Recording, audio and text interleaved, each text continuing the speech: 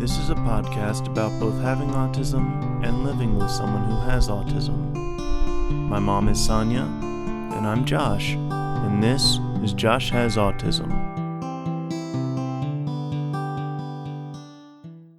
Hey everybody, welcome to Josh Has Autism. Hello. Josh, we missed last week. Yeah. Yeah, sorry everybody. The effects of COVID and all the ailments that we've gone through, I think just are still, you seem fine, they're still kicking my butt. So, anyway, sorry we missed you guys, so nice to be back. There's something that you had said to me, Josh, that I wanted you to elaborate on, and that is that you have found that you're pretty good at being the bridge between those that have autism and those that don't. Yeah. Yeah, explain that. So, one of the things that really brought this on, this aha kind of thing, was I was at the library and one of my coworkers has not been officially diagnosed with autism, but I noticed the little mannerisms and everything, and the little quirks and everything else like that, and I brought up that I'm autistic, and she said, "Oh my gosh, you just came right out and said it." Like she was surprised that you just said it out loud. Yeah, about myself. Yeah. And she talked to me later on whenever it was more private, and she said that even though she's not been officially diagnosed, that she has many of the classic signs of it and everything. And so one of the things that after that point that I've realized I've been doing is I've been almost like a translator, pointing things out of just being a guide to make things easier for her. A translator how? As in, quote unquote, normal people say and do things that are very strange.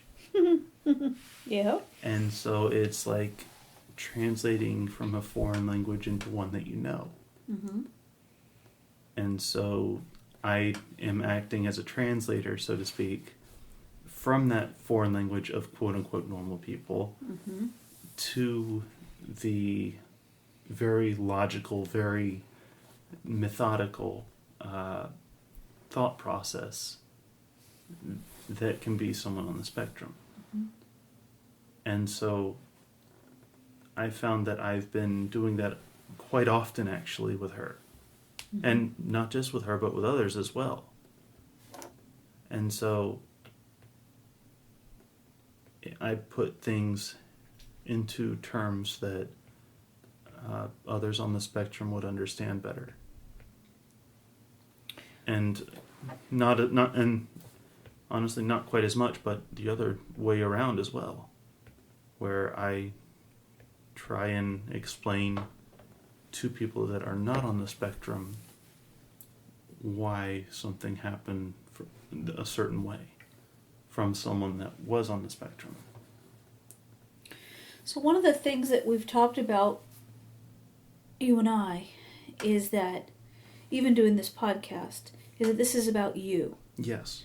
So it is called Josh Has Autism. Yes. Because this is how you experience autism.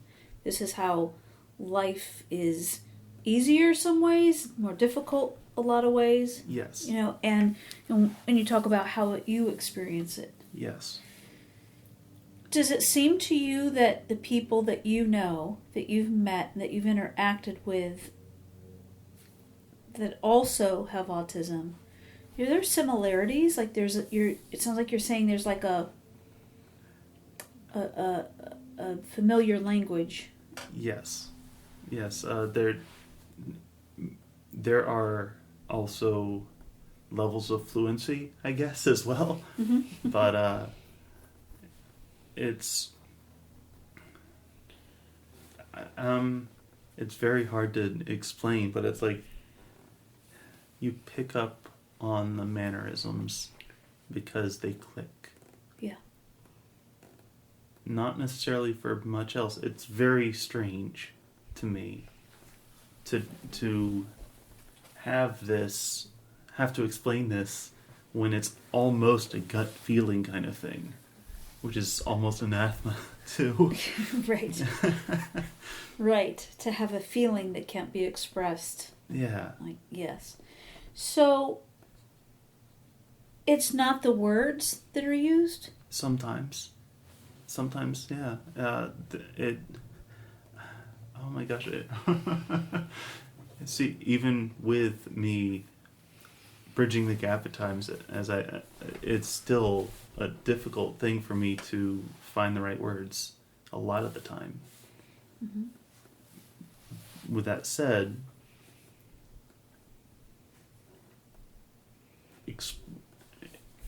for me, being able to explain to both sides the thought process, because it's not just me saying, oh, they're probably doing it like this.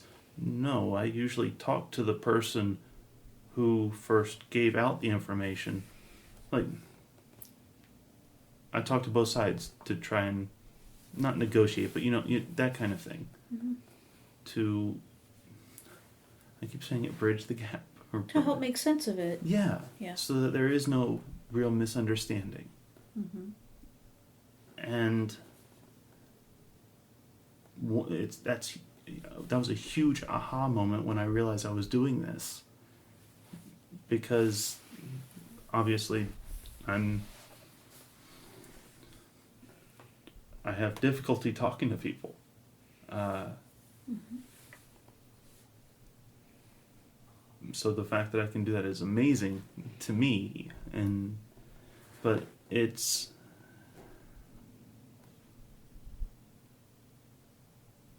I believe that part of that is because I have had so many people and so many supports that I can talk like I am talking to you here on the podcast. Mm-hmm. Having something like this that I can just talk to you about things and think through my thought process and explain it to you and get feedback from it has been a huge benefit to me doing this for other people. Mm-hmm. You said yourself that this podcast has helped you an awful lot. Yeah. Just to be able to communicate. Yeah. To be able to figure out how you feel about something. Yeah. And then to put that into words is something that's been a huge help to you. Yeah. Yeah, so that's pretty cool. So let me just say this about something that you just said. So, what we have always thought of that in this family is that normal is overrated and unnecessary. Right? Yeah. So, it's funny because when people will oftentimes, just in conversation that I'll have with people, the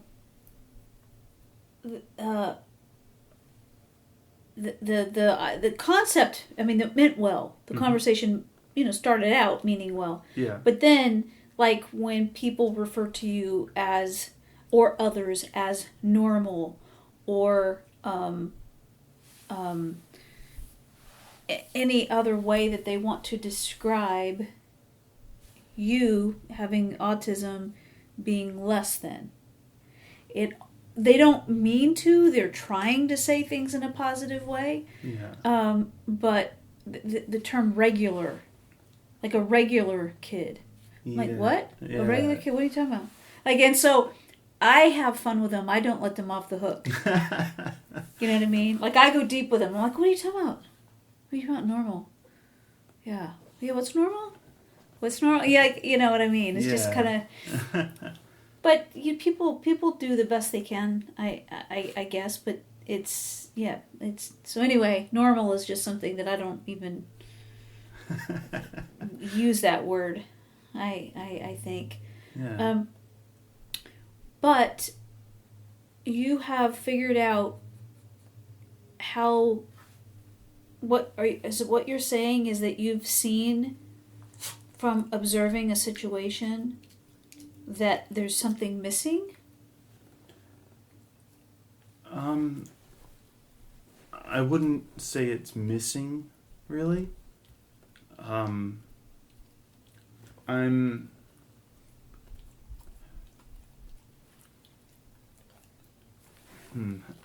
how can What I'm saying about that is that something missing in that you have a person that works there, you communicate with them effectively, you're handling your end of your responsibilities really well. Mm-hmm. But you can observe where this person's talking and this person's talking, but there's like a gap in between that's not quite reaching the other. Is that what you're just talking about? A bit, yeah. More often than not, it is more explaining what is expected. Explaining that when something is when a task is being given, it's not necessarily that you can't ask questions about it or anything like that. Yeah, if you have any questions about it, you should ask. You should clarify. It's whenever there's any. I don't know if this is the right or a word even. Disharmony, discord. That's what. Yeah. That's the word. Not disharmony. Is discord. Okay. If there's any discord that would arise from the interaction, from the expectations, even. Okay. That.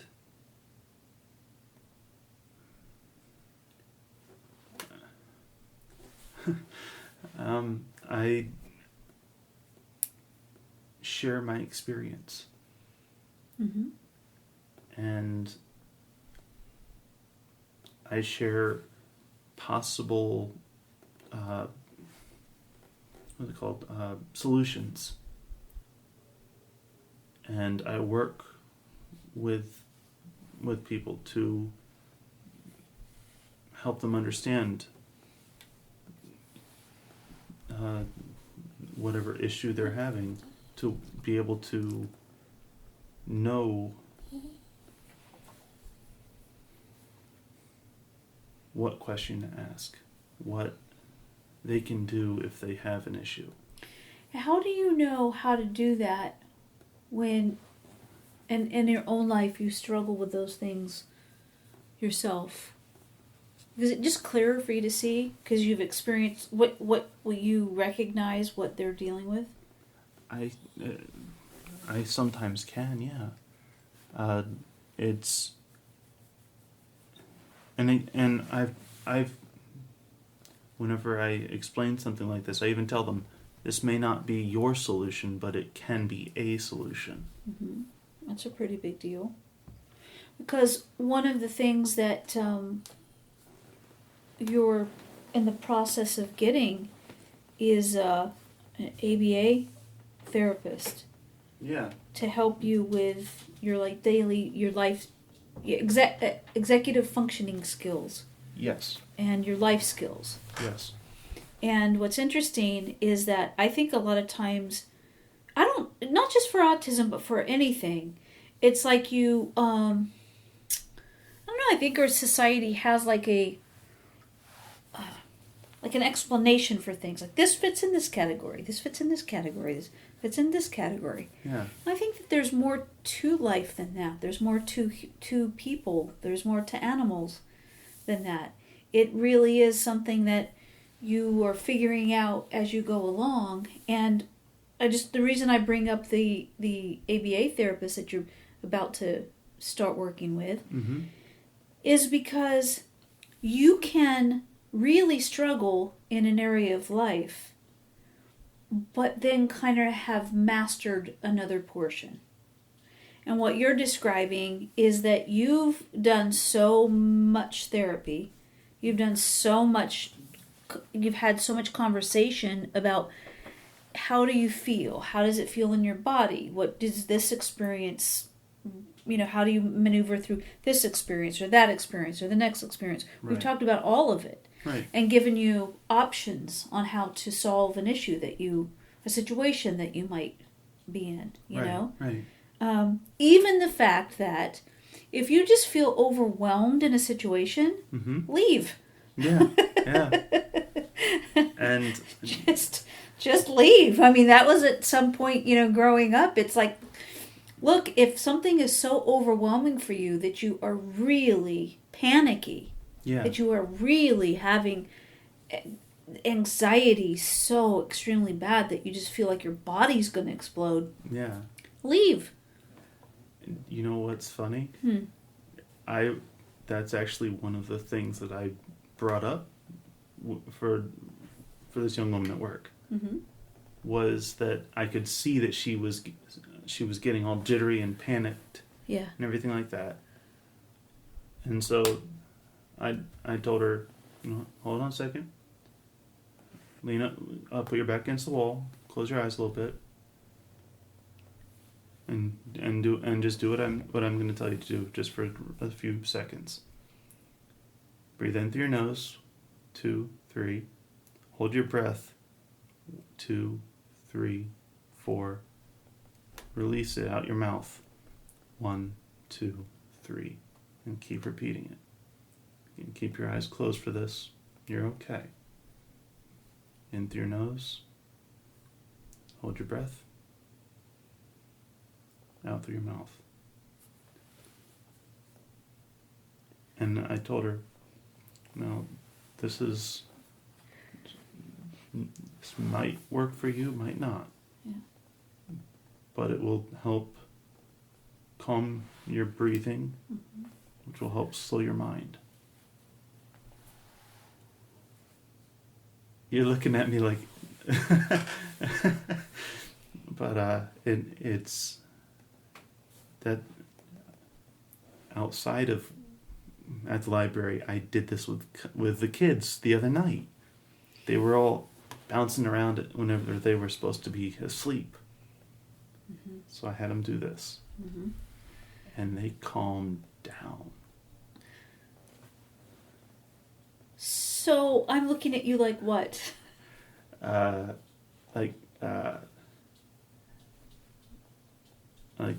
You found the pot of gold at the end of the rainbow.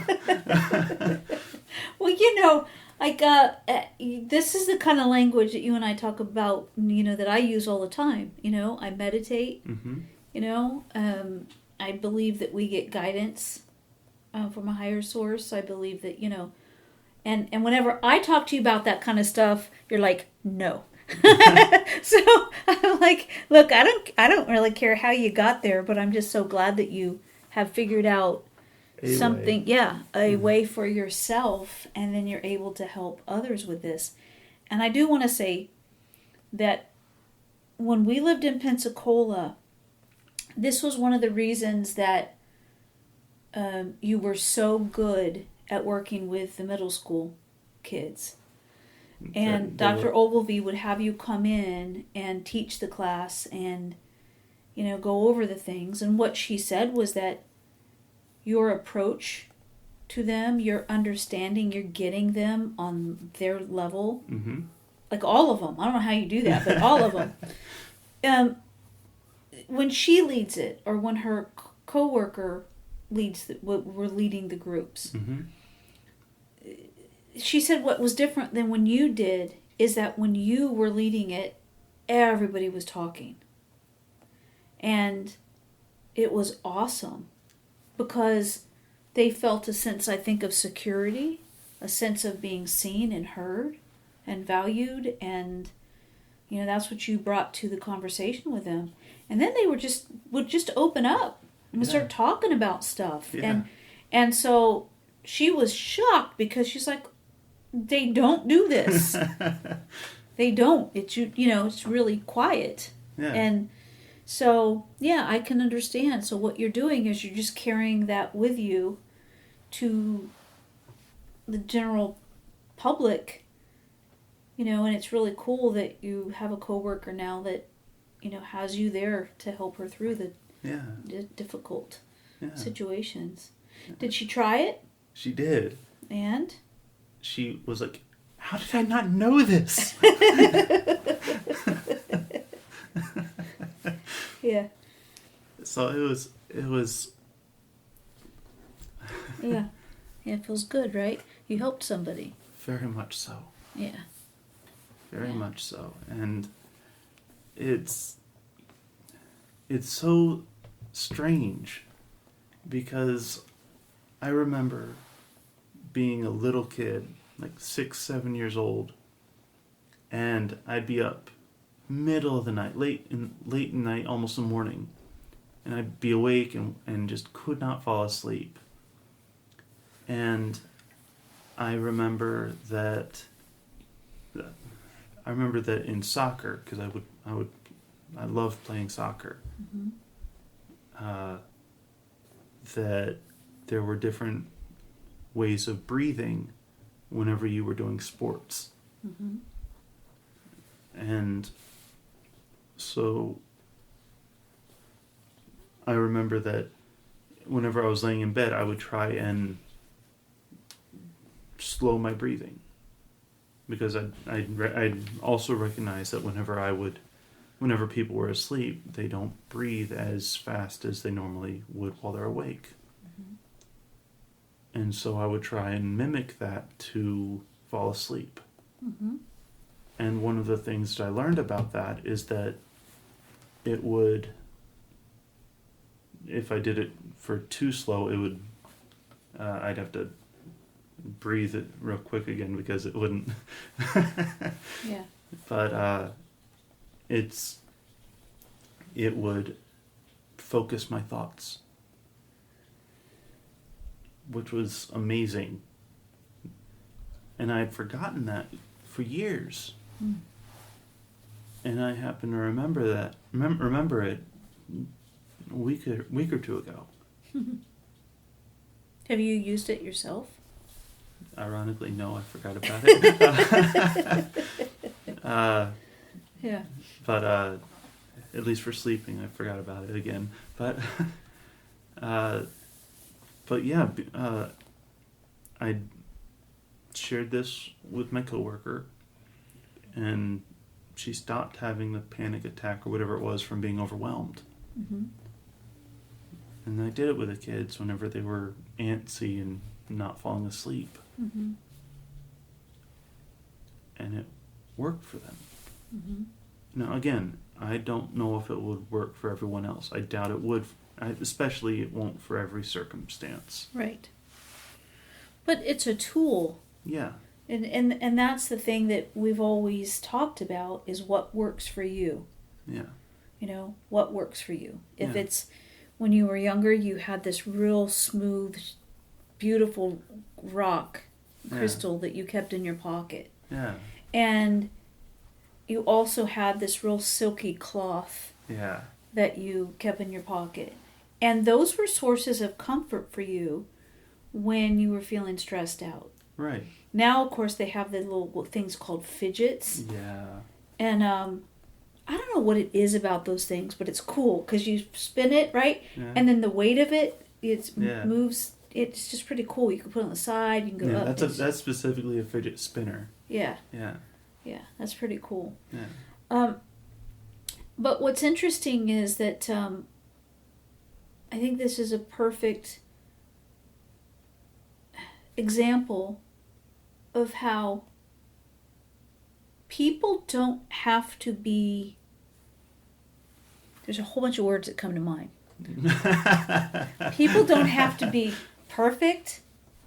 They don't have to be, I'm putting this in quotes, cured. They don't have to be together, organized, or anything that indicates that a person is now moved beyond what they were once capable of doing. I don't know if I'm making any sense or not. Here's what I'm trying to say. Is that everybody right where they are has an opportunity to make a difference in somebody's life. And if I'm so proud of you because you didn't wait till you felt like you have all the answers, or your life is all together, or you've got things figured out, or just whatever it is. But there are these gems that you have acquired. Yes, through your life. That this is a perfect example of how you see what somebody is going through. And I know you said she wasn't diagnosed, but might as well just say she is on the spectrum, because what she's saying to you is that across the board she has all the... For me, visibly, I see it. Yeah, right. And so, what's really cool is that you deal with your own stuff, right? But you're still there to help other people. You're still there to help to see what... I mean, if you see something that they need, you have something to offer them. It's just really cool. Yeah. Yeah. Now I have a question. Mm-hmm. So you know a lot of people with autism. Yes. Is it something that we always talked about how everybody's an individual. Right. But we're also part of a collective, right? And if you break it down into groups, like, okay, look, I have asthma. Mm-hmm. I'm an individual. Do other people have asthma? Yes. Do we all present the same way? No. Some people cough and cough and cough and cough. Some people wheeze. Some people it's not a sound necessarily, but it's a tightness in the lungs that you just feel. Right? I wouldn't know, but okay. Yeah. All right. So, that's what I know. I know what asthma's like. I know what that feels like, When you are with your friends that are also autistic, are there similarities that you notice between you and them, and then also the this coworker? Yeah.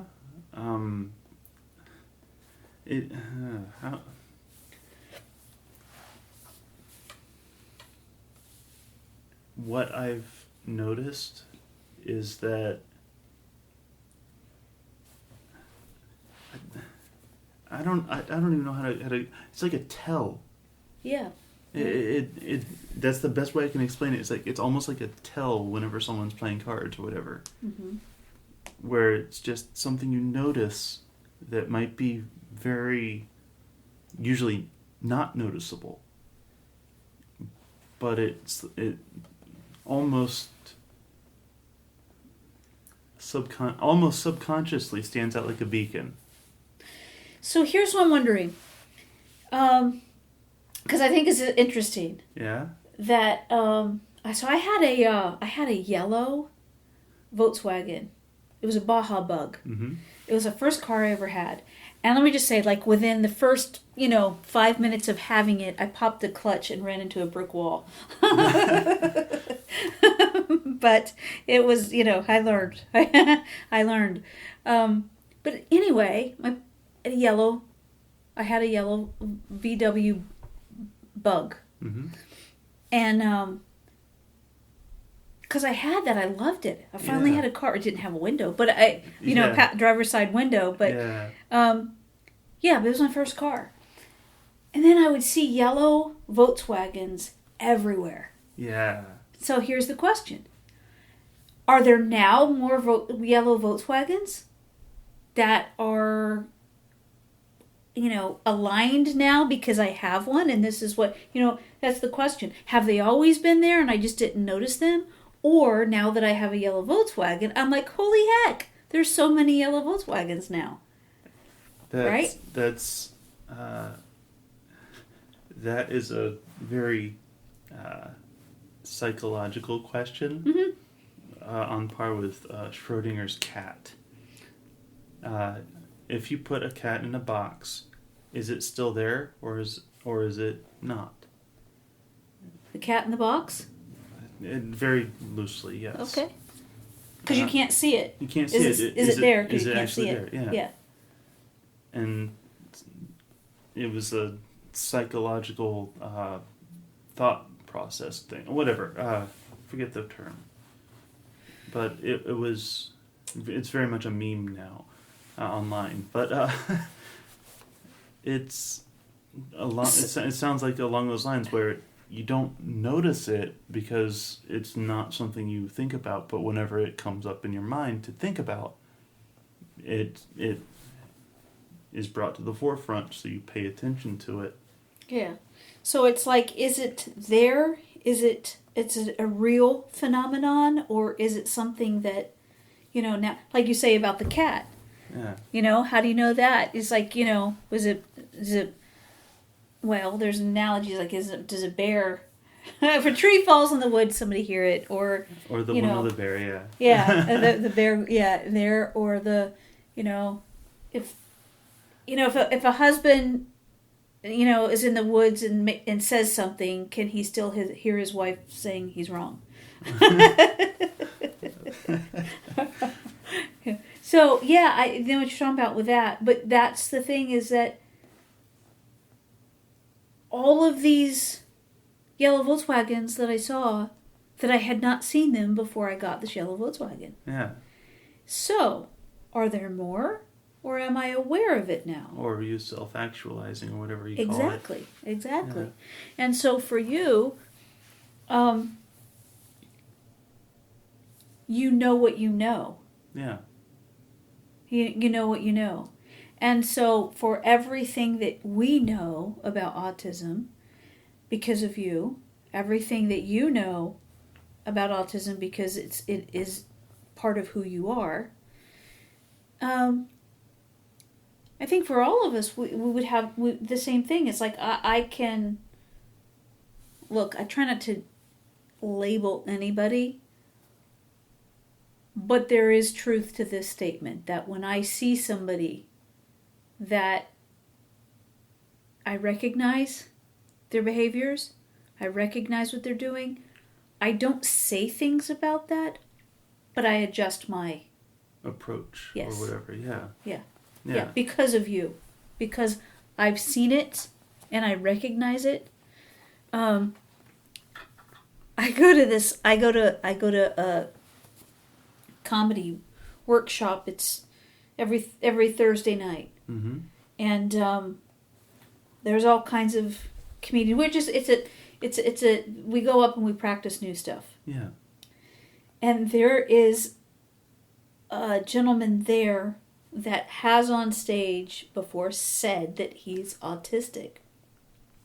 Well, in the crowd, do you remember how you and I talk about how the whole your life was like what's appropriate and what isn't? Yes. Well, somebody will say something, not even a joke, so it's not like, okay, but bump, now laugh. Right.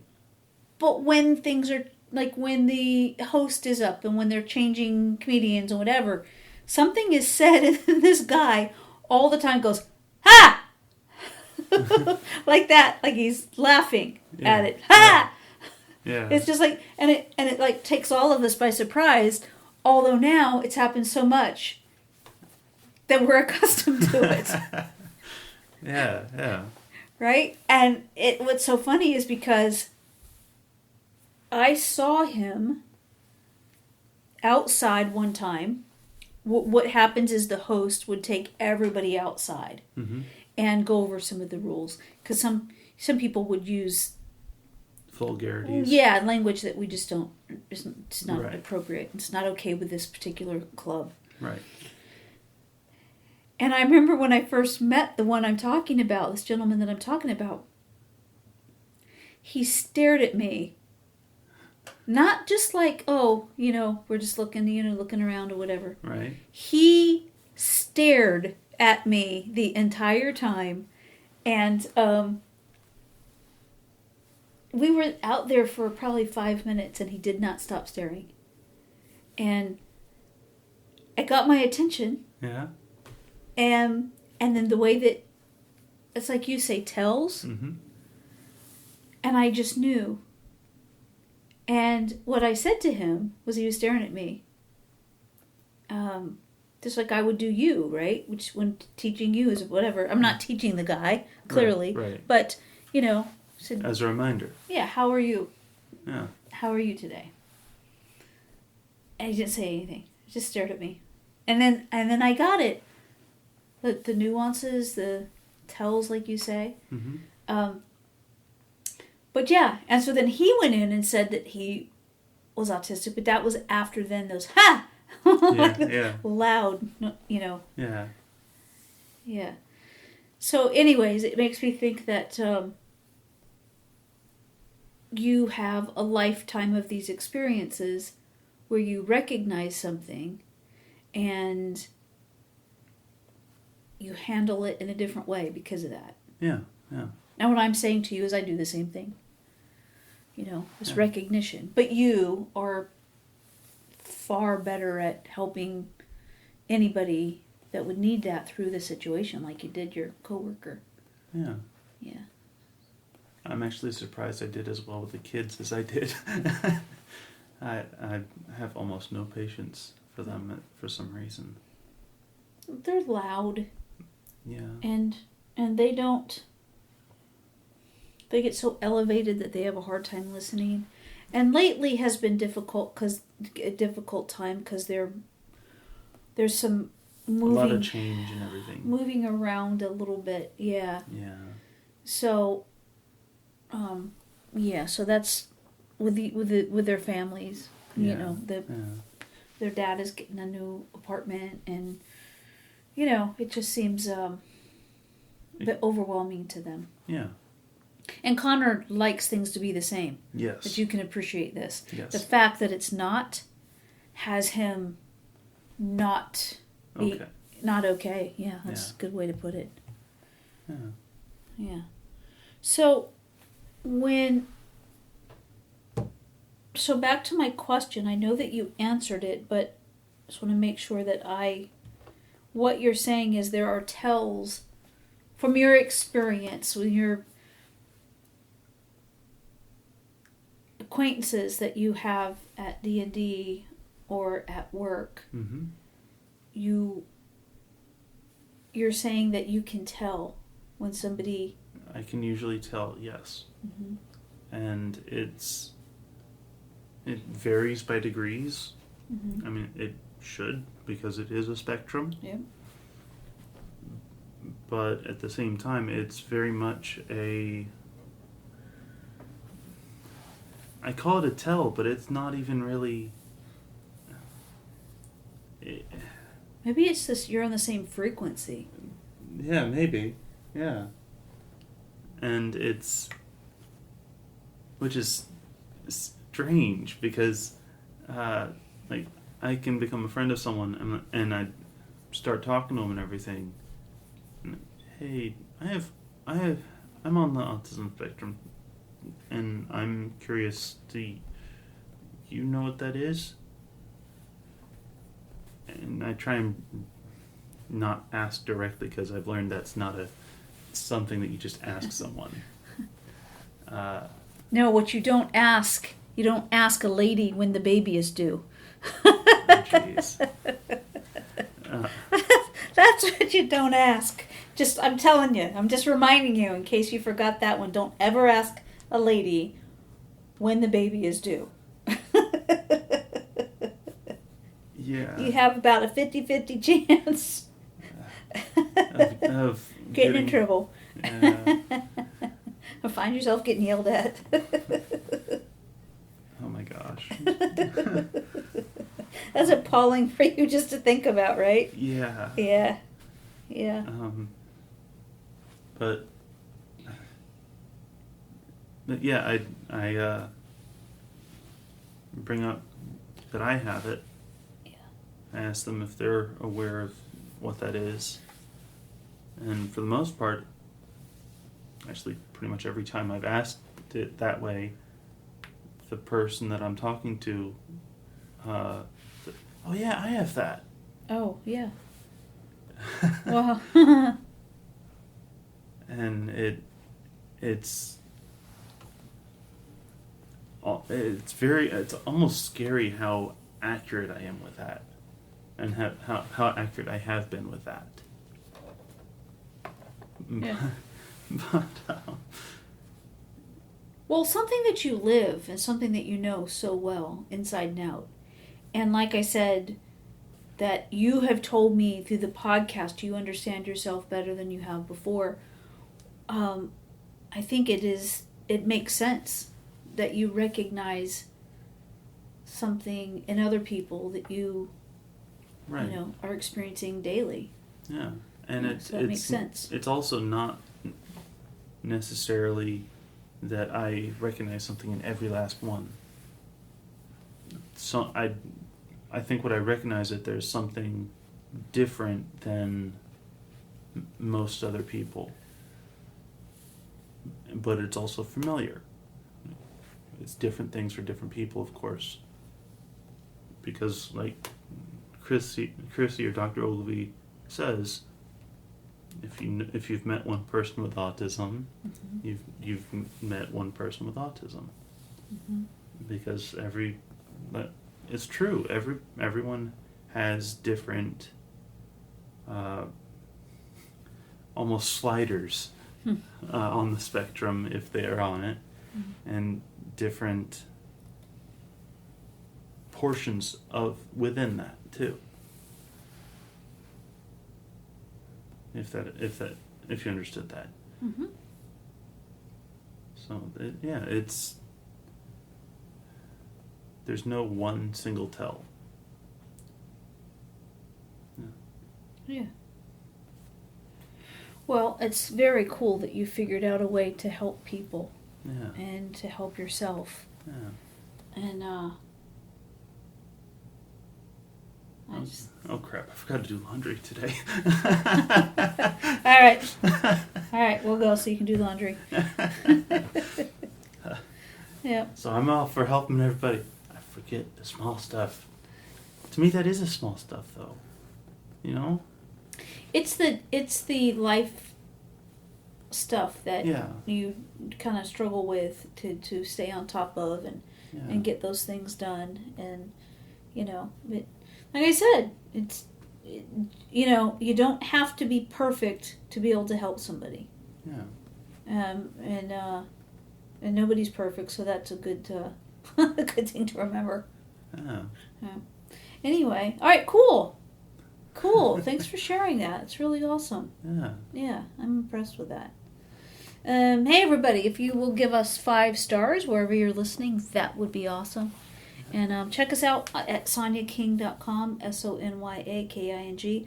I don't know how people listen to this, and I don't know if I'm being redundant by saying that, because I don't know if they have to go to the site to listen to it, or does it send out other places and they listen to other places? I don't know. I'm not sure. I know it's on YouTube. Okay, yeah. But it doesn't have... Anyway, I don't know. I don't do that stuff, so I don't know how it gets to places, but... keep the messages coming. We appreciate it so much. Yeah. And yeah. So it's awesome, Josh. Yeah. Yeah. Great. Okay, everybody. I hope that everybody's having a terrific time. Up north, it is so cold. Yeah. Yeah. I mean, you went for a walk with me today. Yeah. It was nice out. Still a bit chilly at times, but yeah. Yeah. And I am... Okay, I'm just going to say it right now.